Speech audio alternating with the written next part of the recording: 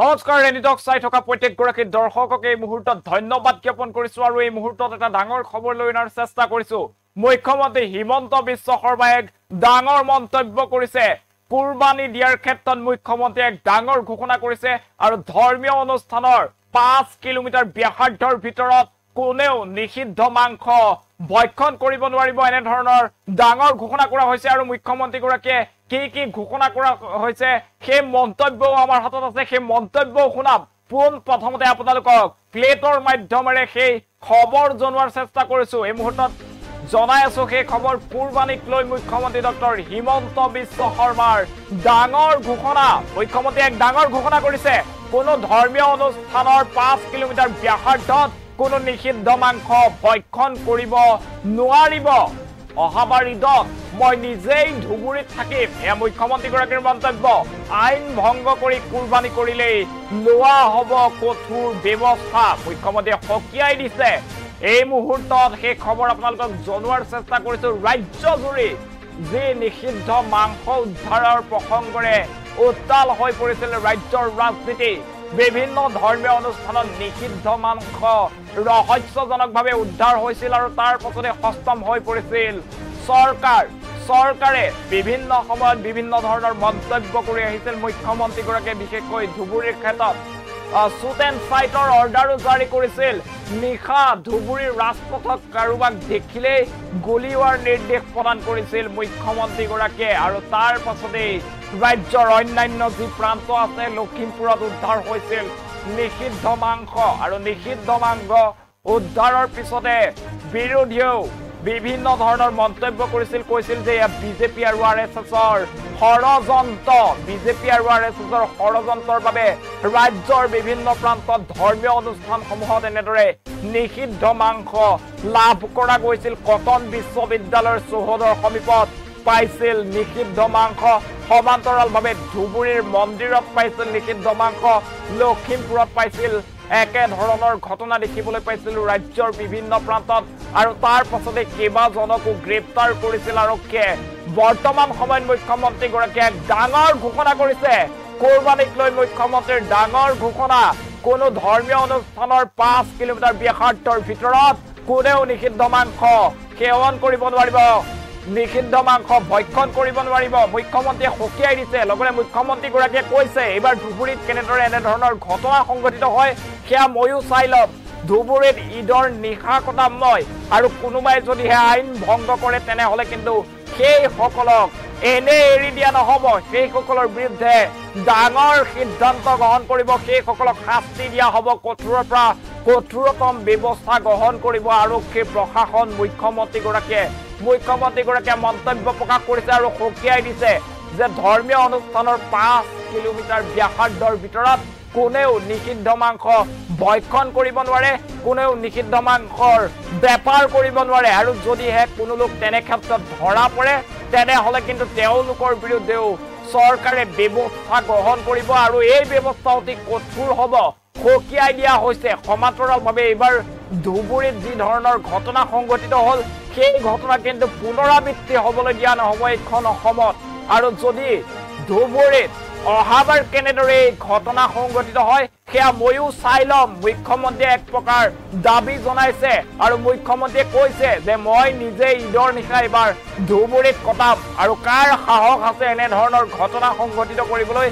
আমিও চাই ল'ম বুলি মুখ্যমন্ত্ৰীগৰাকীয়ে কৈছে আৰু মুখ্যমন্ত্ৰীয়ে কৈছে যে যদিহে কোনো লোকে এই আইন অমান্য কৰে এই নীতি উলংঘা কৰে তেনেহ'লে কিন্তু সাৰি যাব নোৱাৰিব আমি কাকো খুদা এৰি নিদিওঁ সেইসকলক আমি কঠোৰৰ পৰা কঠোৰতম শাস্তি দিয়াৰ ব্যৱস্থা কৰিম এই মুহূৰ্তত মুখ্যমন্ত্ৰীগৰাকীৰ মন্তব্য আছে মন্তব্য আপোনালোকক শুনোৱাৰ চেষ্টা কৰিছো কি কৈছে মুখ্যমন্ত্ৰীগৰাকীয়ে আপুনি ভালদৰে মন দি শুনক কেনেদৰে এক প্ৰকাৰ ধমকি দিছে কেনেদৰে এক প্ৰকাৰ ভাবুকি দিছে নিষিদ্ধ মাংসৰ বেপাৰীসকলক নিষিদ্ধ মাংস যিসকল লোকে মন্দিৰ বা অন্যান্য স্থানত ৰাখি হিন্দু আৰু মুছলমানৰ সাম্প্ৰদায়িক সংঘাত সৃষ্টি কৰিব বিচাৰিছিল সেইসকলক উদ্দেশ্যি মুখ্যমন্ত্ৰীগৰাকীয়ে কৈছে আৰু এটা কথা মনত ৰাখিব লাগিব যে এখন শংকৰ ৰাজনৰ দেশ ইয়াত কোনো কাৰণত হিন্দু মুছলমানৰ ৰাজনীতি কৰিবলৈ দিয়া নহ'ব ইয়াত কোনো কাৰণতে সাম্প্ৰদায়িক বিষবাষ্প বিয়পাবলৈ দিয়া নহ'ব সেয়েহে এনে ধৰণৰ ব্যৱস্থা গ্ৰহণ কৰিব লাগিব মুখ্যমন্ত্ৰীগৰাকীয়ে কি কৈছে মুহূৰ্তত আপোনালোকক শুনাইছো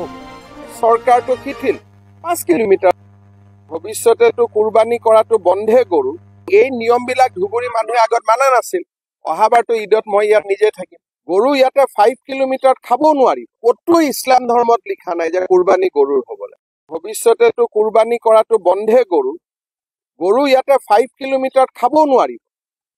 কাৰণ হেতু বিধানসভাৰ আইন মই বনোৱা আইন নহয় কিন্তু এইবাৰ আইন ভংগ কৰি 1460টা গৰু ধুবুৰী টাউনত লৈ আহিছে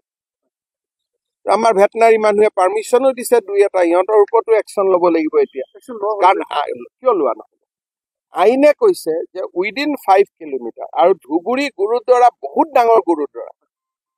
within the 5 kilometre of gurdwara আমিতো এইবিলাক কৰিব নালাগে কিন্তু আমাৰ চৰকাৰটো শিথিল 5 কিলোমিটাৰ দূৰত যি কৰিব খোজে কৰক আমিতো আপত্তি কৰা নাই নাই এইটোতো আমাৰ কেটল প্ৰিজাৰ্ভেশ্যন এক্টতে লিখা আছে এইটো চবেই জানে এইটোৰ ওপৰত চৰ্চা হৈছে এছেম্বলি ডিবেট হৈছে আমি কৈছো 5 কিলোমিটাৰ বাহিৰত গৈ খাওক উইদিন 5 কিলোমিটাৰ খাব নালাগে ফ্ৰম এ ৰিলিজিয়াছ প্লেচ কুৰবানী দিব লাগে যদি মই গৰু কুৰবানী দিব লাগে 5 কিলোমিটাৰ দূৰত গৈ দিম যদি ছাগলী কুৰবানী দিব লাগে টাউনত দিম গতিকে এই নিয়মবিলাক ধুবুৰী মানুহে আগত মানা নাছিল অহাবাৰটো ঈদত মই ইয়াত নিজে থাকিম ঈদৰ কাৰণলৈ পশ্চিমবংগৰ পৰা প্ৰচুৰ 1460 এইটো প্ৰথম কাম আছিল শান্তি আনা ইয়াৰ পিছত কাম হ'ব ইনকুৱাৰী এটা কেনেকে গৰুখিনি আহিলে পশ্চিমবংগৰ পৰা কোন জড়িত হৈ আছে কোনে অনুমতি দিলে সেইটো নেক্সট ফেজত আহিব কিন্তু এতিয়া কতো ইছলাম ধৰ্মত লিখা নাই যে কুৰবানী গৰুৰ হ'ব লাগে কেতিয়াও গৰু কুৰবানী নিদিয়ে যদি হিন্দু মানুহ আছে সেইকাৰণে আমাক লাগে প্ৰকৃত হিন্দু প্ৰকৃত মুছলমান হয়তো মুছলমানৰ ভিতৰতো এনেকুৱা গণ্ডগোলীয়া কৰা মানুহ আছে হয়তো হিন্দুৰ ভিতৰতো আছে গতিকে আমাক প্ৰকৃত মানুহ প্ৰকৃত নাগৰিক হলে শান্তি থাকে আৰু প্ৰকৃত নাগৰিক নাথাকিলে অশান্তি হয় মই এইটো কোৱা নাই যে অকল প্ৰকৃত নাগৰিক হিন্দুত আছে মুছলিমত নাই বা মুছলিমত আছে হিন্দুত নাই দুইটা পক্ষতে থাকে সেইকাৰণে আমি নিয়ম নীতিবোৰ মানি চলিলে কতো গণ্ডগোল নহয় নিয়ম নীতি নামানিলে গণ্ডগোল ভৱিষ্যতেটো কুৰবানী কৰাটো বন্ধে গৰু গৰু ইয়াতে 5 কিলোমিটাৰ খাব নোৱাৰি কাৰণ হেতু বিধানসভাৰ আইন মই বনোৱা আইন নহয় কিন্তু এইবাৰ আইন ভংগ কৰি 1460টা গৰু ধুবুৰী টাউনত লৈ আহিছে আমাৰ ভেটেনাৰী মানুহে পাৰমিশনো দিছে দুই এটা ইহঁতৰ ওপৰতো একশন ল'ব লাগিব এতিয়া কাৰণ কিয় লোৱা নহয় আইনে কৈছে যে উইদিন 5 কিলোমিটাৰ আৰু ধুবুৰী গুৰুদ্বাৰা বহুত ডাঙৰ gurdwara within the 5 kilometre of gurdwara আমিতো এইবিলাক কৰিব নালাগে কিন্তু আমাৰ চৰকাৰটো শিথিল 5 কিলোমিটাৰ দূৰত যি কৰিব খোজে কৰক আমিতো আপত্তি কৰা নাই নাই এইটোতো আমাৰ কেটল প্ৰিজাৰ্ভেশ্যন এক্টতে লিখা আছে এইটো চবেই জানে এইটোৰ ওপৰত চৰ্চা হৈছে এছেম্বলি ডিবেট হৈছে আমি কৈছো 5 কিলোমিটাৰ বাহিৰত গৈ খাওক উইদিন 5 কিলোমিটাৰ খাব নালাগে ফ্ৰম এ ৰিলিজিয়াছ প্লেচ কুৰবানী দিব লাগে যদি মই গৰু কুৰবানী দিব লাগে 5 কিলোমিটাৰ দূৰত গৈ দিম যদি ছাগলী কুৰবানী দিব লাগে টাউনত দিম গতিকে এই নিয়মবিলাক ধুবুৰী মানুহে আগত মানা নাছিল অহাবাৰটো ঈদত মই ইয়াত নিজে থাকিম ঈদৰ কাৰণলৈ পশ্চিমবংগৰ পৰা প্ৰচুৰ 1460 এইটো প্ৰথম কাম আছিল শান্তি আনা ইয়াৰ পিছত কাম হ'ব ইনকুৱাৰী এটা কেনেকে গৰুখিনি আহিলে পশ্চিমবংগৰ পৰা কোন জড়িত হৈ আছে কোনে অনুমতি দিলে সেইটো নেক্সট ফেজত আহিব কিন্তু এতিয়া কতো ইছলাম ধৰ্মত লিখা নাই যে কুৰবানী গৰুৰ হ'ব লাগে কেতিয়াও গৰু কুৰবানী নিদিয়ে যদি হিন্দু মানুহ আছে সেইকাৰণে আমাক লাগে প্ৰকৃত হিন্দু প্ৰকৃত মুছলমান হয়তো মুছলমানৰ ভিতৰতো এনেকুৱা গণ্ডগোলীয়া কৰা মানুহ আছে হয়তো হিন্দুৰ ভিতৰতো আছে গতিকে আমাক প্ৰকৃত মানুহ প্ৰকৃত নাগৰিক হলে শান্তি থাকে আৰু প্ৰকৃত নাগৰিক নাথাকিলে অশান্তি হয় মই এইটো কোৱা নাই যে অকল